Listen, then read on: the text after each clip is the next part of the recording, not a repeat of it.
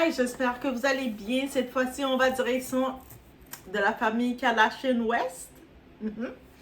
Vous savez, j'ai fait une vidéo, j'ai parlé de la méthode parentale lascive et très permissive de Kim Kardashian. On n'est pas là pour la juger, c'est sa façon de faire. Par contre, je suis tombée sur un article et j'ai fait un On a Northwest, sa fameuse fille, la fille qu'elle a avec Kanye West, l'aînée. Et l'aînée, Northwest, elle déclare qu'elle préfère 1000 fois être aux côtés, être avec son père, qui est beaucoup plus strict, qui a peut-être beaucoup plus de routine et qui a le rôle de père dans sa vie. Et il n'y a pas le côté tape à l'œil et tout. Elle aime mieux 1000 fois être avec son père que sa mère qui est permissive. Et on en vient à cette question. Ce n'est pas parce qu'un parent est perçu comme étant cool que c'est celui que l'enfant respecte le plus.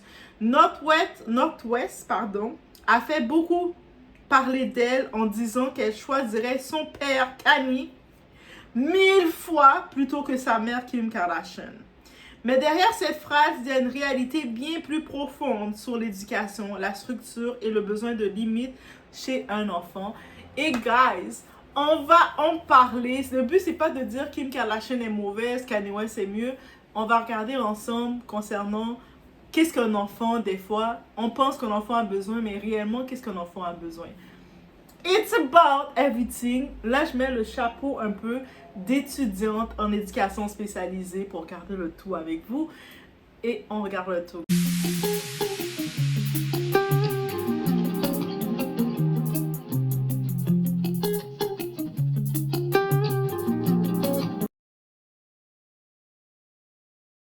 Donc, en effet, le parent cool versus le parent structurant. Tu sais, c'est comme deux amalgames. Des fois, c'est toujours bon d'avoir la différence de parents, mais les différences, quand il y a trop un grand écart, ça peut être problématique. Ou quand il n'y a pas une routine qui vient avec, je pense que c'est là que c'est problématique. Le problème d'avoir son style pour éduquer son enfant, c'est pas ça le problème.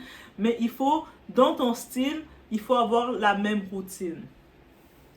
Un enfant a besoin d'un cadre. Oui, Kanye peut sembler plus strict, plus carré avec ses enfants. On le voit qu'il veut protéger ses enfants. Je me rappelle, il y avait une scène, les enfants étaient dans la répétition de son show et des journalistes prenaient des photos de sa fille en train de danser avec une de ses cousines. Et Kanye West est venu dire au photographe, « Hey, prenez pas de photos de ma fille comme ça. » Il est venu en mode protecteur et ce n'est pas rien cette image-là. C'est l'image protecteur qu'il amène. Donc, il sécurise son enfant. Ça fait partie de la pyramide de Maslow. Vous connaissez Maslow? Abraham Maslow, le théoricien sur l'humaniste, avec sa fameuse pyramide des besoins. Eh oui. Je vous ai dit qu'on retournait en tant qu'étudiante de WAC. OK, guys? Mais c'est important de savoir qu'il y a une chose que les enfants ressentent, la présence et la cohérence. À l'inverse, quand un parent adopte une attitude trop permissive, trop copine ou cool, il crée une zone floue où l'enfant ne sait plus qui est l'adulte. C'est peut-être amusant à court terme, mais à long terme, c'est l'anarchie émotionnelle. L'enfant, on grandit à un moment quand même, que tu sois cool ou pas avec ton enfant, il a besoin de vivre ses propres expériences et il va effectivement s'éloigner un peu de ses parents pour tenter ses expériences. Donc, c'est pour ça que le parent, il faut qu'il s'assure, au-delà de lui, de créer un entourage sécurisant pour l'enfant. C'est-à-dire que, mettons, je vais donner l'exemple très simple, mon frère avec sa femme, ils ont mes nièces qui sont mes princesses que je parle tant. Donc, là maintenant, mes nièces sont encore des petites princesses, donc elles se fient à leurs parents. Mais à un certain moment, elles vont devenir plus dans la phase adolescente, où il y a la dopamine, où il y a chercher à se challenger, ton cerveau a besoin de vivre, tu as besoin de, comme tu grandis, de vivre tes expériences. Et c'est bon de vivre tes expériences, même si tes parents sont là, sécurisants et tout. Mais des fois, tu vas t'éloigner de tes parents pour essayer de créer tes propres expériences. Mais si tes parents ont créé des liens de sécurisants, donc des fois, tu vas plus peut-être te confier à Tati Doa. Allô? Peut-être tu vas te confier à tati, la voisine peut-être, mais il faut que les parents s'assurent de créer des pions, on va dire ça comme ça, sécurisant que les enfants vont avoir des références. Et c'est ça le but d'un parent, d'amener à l'enfant du côté émotionnel. Donc, c'est pas le parent, même s'il est cool, je laisse mon enfant faire tout ce qu'il veut, c'est pas correct. Parce que l'enfant, du côté émotionnel, ça va créer une anarchie, qu'il va être avec ce parent qui est trop cool, il va pas le voir comme étant un parent, ça va être un challenge comme étant you're the same as me, et t'es pas supposé être the same as me. Une routine et des limites. Les enfants testent toujours leurs limites. S'ils sentent que tu n'en as pas, ils vont pousser encore et encore. Non pas parce qu'ils sont méchants, mais parce qu'ils cherchent à être contenus, sécurisés.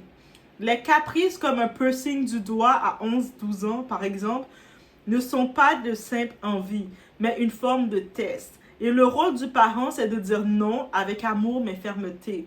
L'amour ne se prouve pas en cédant à tout. Tu sais, si tu aimes quelqu'un, tu vas pas dire je dis oui à tout, on va sauter dans le pont parce que je t'aime. Non. Deux fois, tu vas devoir mettre ton pied à terre et dire non. Et tu l'expliques aussi pourquoi. Moi, je crois vraiment de ce côté-ci, l'enfant est un individu à part entière. Et moi, c'est vraiment comme ça que je crois. Pour moi, un enfant, même s'il a 5 ans, dès qu'il a l'âge de 3 ans, il a l'âge de s'exprimer. Je dis 3 ans. Oui, 3 ans. Parce que 2 ans, c'est encore un bébé pour moi. 3 ans, tu deviens un enfant. Tu as l'âge de t'exprimer. Et là, dès que tu as l'âge de t'exprimer un peu plus, même si tes mots vont être collés ensemble, tu vas répéter les mêmes mots, mais tu t'exprimes, on doit discuter. C'est-à-dire que quand je te dis non, je dois expliquer pourquoi je te dis non. Oh oui, oui, oui, c'est la façon dont on voit les choses. Oh my God. Je vous le dis, peut-être vous allez dire, mais vous allez juger Zoa sur ça, mais c'est vraiment comme ça que je vois les choses. Donc, à partir de 3 ans, pour moi, on doit discuter avec l'enfant. On ne va pas céder à ses caprices et on ne va pas non plus le punir d'avoir certains besoins. Mais on va le faire comprendre que, tu sais, le matin, là, tu ne vas pas manger ta crème glacée le matin parce que tu vas manger un vrai déjeuner constructif avec tes éléments. Parce que la crème glacée, le matin, à 5h du matin, 6h du matin, c'est pas un déjeuner. Donc, il n'y a pas assez d'éléments pour la journée. Tu ne vas pas être en forme. Tu vas plus te retrouver malade. Voici pourquoi je ne te donne pas de la crème glacée le matin. Mais à un enfant de 3 ans, oui, je vais te l'expliquer pourquoi tu ne manges pas de la crème glacée à 6h du matin. Et au-delà de te dire non, tu ne vas pas en avoir, je vais te dire pourquoi. Donc, c'est ça l'important. Donc, tu l'amènes une structure avec fermeté. Parents et enfants, 2 rôles distincts.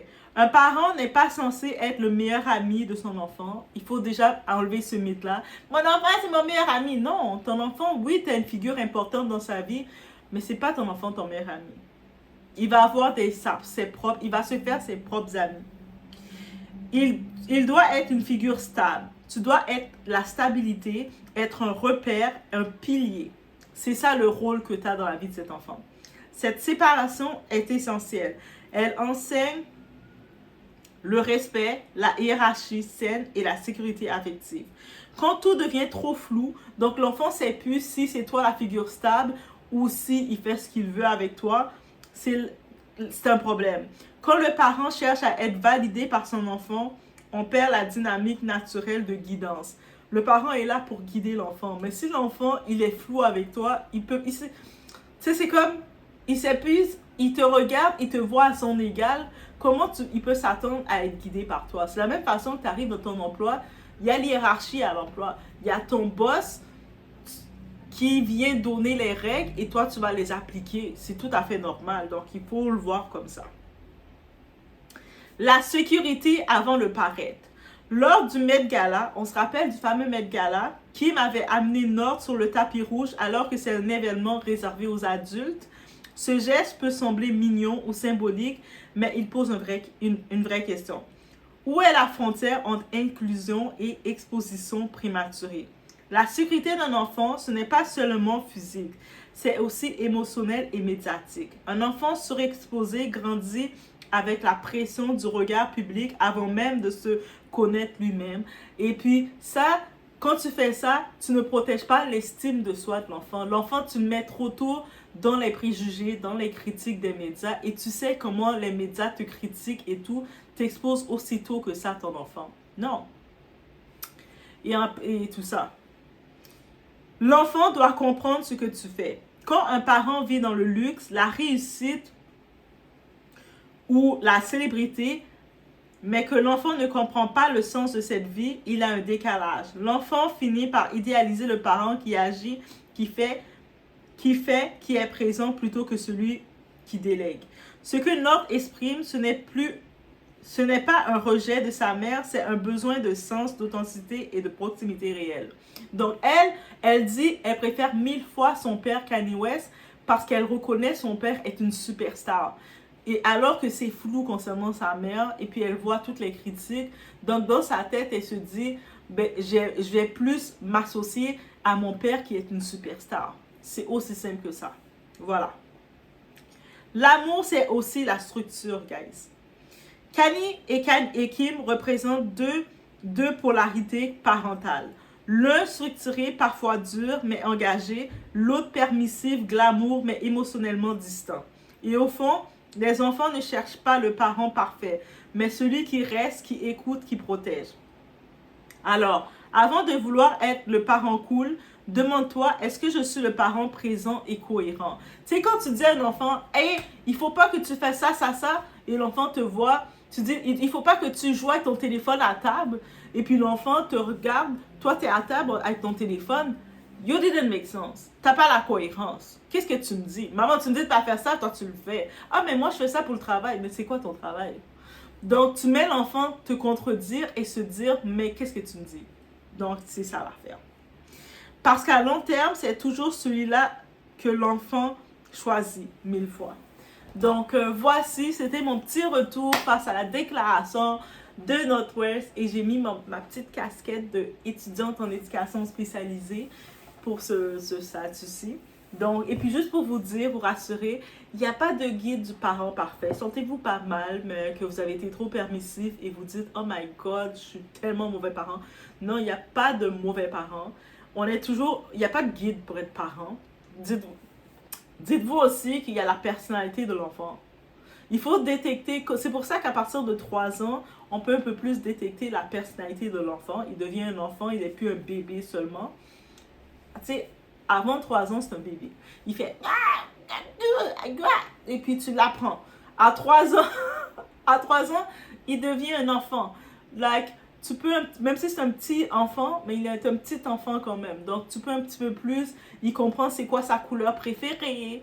Il commence à savoir s'il préfère les fraises ou les bleuets. Tu sais, il commence à comprendre un petit peu plus, à s'orienter plus et à dire des mots clairs ou à dire des noms clairs. Peut-être qu'il va être dans la phase de dire non, non, mais son nom va être clair. Ça va pas être un non pour non là. Il va dire non et puis il va te faire non. Tu vas comprendre. Donc, c'est vraiment dans là que je peux aller, mais dans tout le truc, peu importe votre style que vous êtes, amenez de la structure et une routine à l'enfant. Peu importe comment vous décidez de le placer, créez toujours une routine, c'est de la stabilité. Et le meilleur cadeau que vous donnez à vos enfants, c'est de la stabilité. C'est la sécurité. Ça fait partie de la pyramide de Maslow. Je vais vous faire apparaître la pyramide de Maslow. C'est les besoins de base humains qu'on a besoin. Maslow, c'est Abraham Maslow, guys, c'est un théoricien en psychologie et qui a parlé des besoins. Lui a parlé de la pyramide. Il est dans l'humanisme. Et puis, c'est sûr, on a Carl Rogers qui a parlé du côté la création de soi. Mais bref, je vais mettre la pyramide. Et dans la pyramide, quand on regarde par le bas, on voit c'est tous les besoins, le besoin physiologique. C'est sur un parent, tu sais, tu donnes à ton enfant la nourriture, dormir et tout, c'est le besoin physiologique. Mais il y a d'autres types de besoins aussi qui doivent être comblés. Et puis, il faut y aller de la base, par le haut de la pyramide et tout combler les besoins. Bref, je vous laisse sur ce. Est-ce que vous aimez des fois quand je fais des petites vidéos comme ça?